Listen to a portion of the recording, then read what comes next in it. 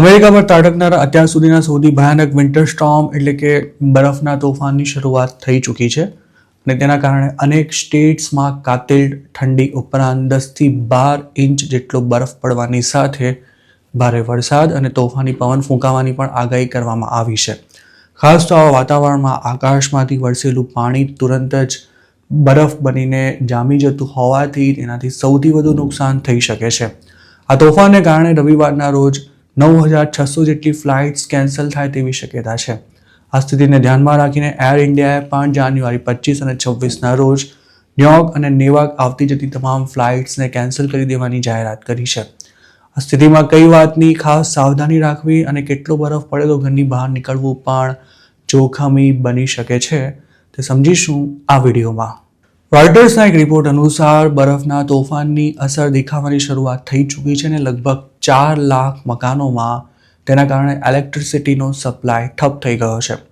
રવિવારે સવારથી મિસિસિપી, લ્યુઇઝિયાના અને ટેક્સાસમાં આ તોફાનની સૌથી વધુ અસર જોવા મળશે અને જે વિસ્તારોમાં વીજળી ડોલ થઈ છે તેમાં ટેક્સાસ સહિતના રાજ્યોનો સમાવેશ થાય છે. અમેરિકાની નેશનલ વેધર સર્વિસના જણાવ્યા અનુસાર બરફ પડવાની સાથે વરસાદ ઉપરાંત તોફાની પવનને કારણે રવિવારથી લઈને આખા વીક સુધી ઈસ્ટ કોસ્ટમાં કાતિલ ઠંડી પડવાની સાથે સાથે જનજીવન પણ અસ્તવ્યસ્ત થઈ શકે છે. આ તોફાનને ઐતિહાસિક ગણાવતા પ્રેસિડેન્ટ ડોનાલ્ડ ટ્રમ્પે શનિવારે South Carolina, Virginia, Tennessee, Georgia, North Carolina, Maryland, Arkansas, Kentucky, Louisiana, Mississippi, Indiana અને વેસ્ટ વર્જિનિયા સ્ટેટ્સમાં ફેડરલ ઇમરજન્સી ડિઝાસ્ટર ડિક્લેરેશનને અપ્રુવલ આપી દીધું છે. ટ્રુથ સોશિયલ પર એક પોસ્ટ કરતા ટ્રમ્પે જણાવ્યું હતું કે ફેડરલ ગવર્મેન્ટ સ્થિતિ પર નજર રાખવાની સાથે પ્રભાવિત થનારા સ્ટેટ સાથે સતત સંપર્કમાં રહેશે. વિન્ટર સ્ટોર્મ આવે તે પહેલા ન્યુયોર્ક સહિતના શહેરોમાં ગ્રોસરી સ્ટોર્સની બહાર લોકોની લાંબી લાઈનો પણ જોવા મળી હતી. ડિપાર્ટમેન્ટ ઓફ હોમલેન્ડ સિક્યોરિટીના જણાવ્યા અનુસાર વોશિંગ્ટન ડીસી ઉપરાંત કુલ 17 રાજ્યોએ વેધર ઇમરજન્સીની જાહેરાત કરી દીધી છે.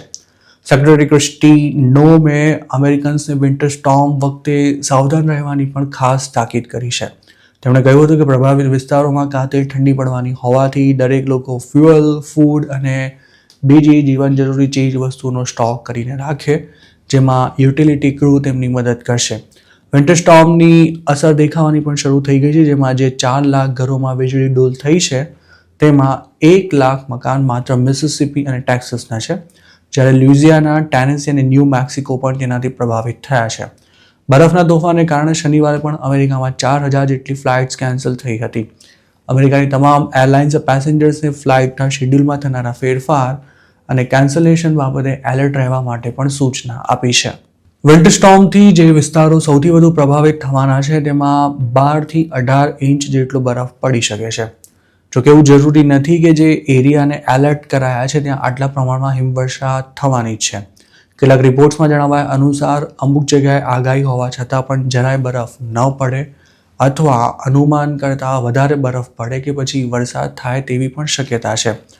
આ સ્ટોર્મ દરમિયાન ઓક્લાહોમાથી લઈને ઓહાયો સુધીના પટ્ટામાં 12 ઇંચથી વધારે સ્નો પડી શકે છે. અગાઉ ક્યારેય કોઈ ચોક્કસ તોફાન દરમિયાન આ વિસ્તારોમાં આટલો બધો બરફ નથી પડ્યો.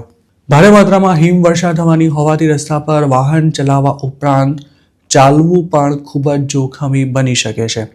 તેમાંય ફ્રીઝિંગ રેઇનને સૌથી ખતરનાક માનવામાં આવે છે, કારણ કે કાતિલ ઠંડીને કારણે વરસાદી છાંટા જમીન પર પડતાની સાથે જ ફ્રીઝ થઈ જાય છે અને જમીનની સાથે સાથે તે કાર, ઘર, વૃક્ષો કે પછી બીજી કોઈ પણ વસ્તુ પર જામી જઈને તેના પર હજારો પાઉન્ડ્સનું વજન ઊભું કરી શકે છે, જેનાથી ડેમેજ થવાની શક્યતા પણ વધી જાય છે. આ તોફાન દરમિયાન પાવર લાઇન્સ પણ પ્રભાવિત થવાની હોવાથી અનેક વિસ્તારોમાં અંધારપટ છવાઈ જશે અને તેની શરૂઆત પણ થઈ ચૂકી છે.